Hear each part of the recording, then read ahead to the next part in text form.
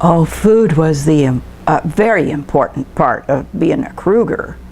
There were good cooks in the Krueger family, and I think it all goes back to Grandma, because she was a great cook.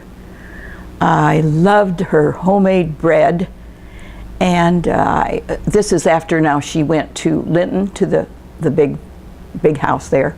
She served margarine.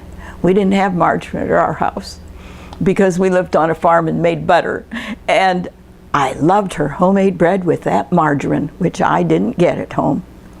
But she was also a great cook in lots of other ways. One time she served eggplant, I remember. I never liked eggplant. To this day, I don't like eggplant.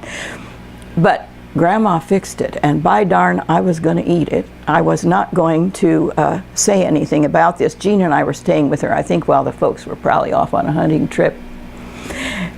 And I ate eggplant with very long teeth, I think. That's the only thing I can think of that Grandma ever made that I didn't like. But she was a very good cook. And I always think of potato salad when I think of Grandma. That and Grandma's cake. She made a special chocolate cake that I think all of us, a mayonnaise cake, we all still have that recipe. But I think I grade potato salad according to whether it would be Grandma's or somebody else's. And that's one of my favorite foods that she made. That and her chocolate cake, probably. Certainly food.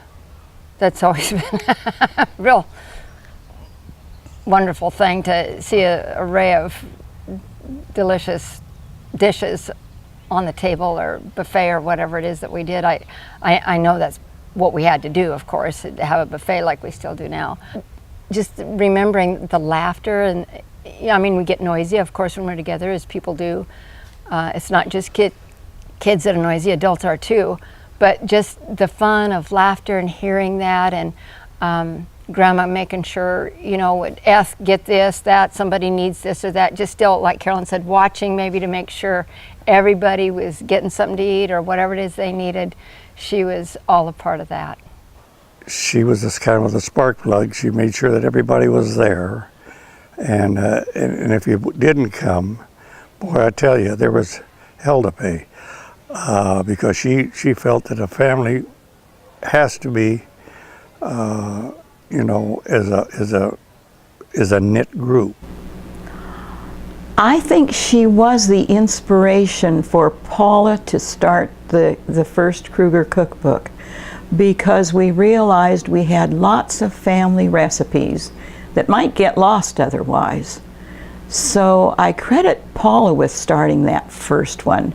And she based it on Grandma's pictures in the front of it, and some of her famous recipes. Her recipes were a little hard to get. My sister tried to get some, and she said, "Och, my, you know, a little bit of this and a little bit of that, you know, just the right amount." And she said, "Then just bake it till it's done." And that's kind of how she cooked. So you had to kind of figure that part out yourself.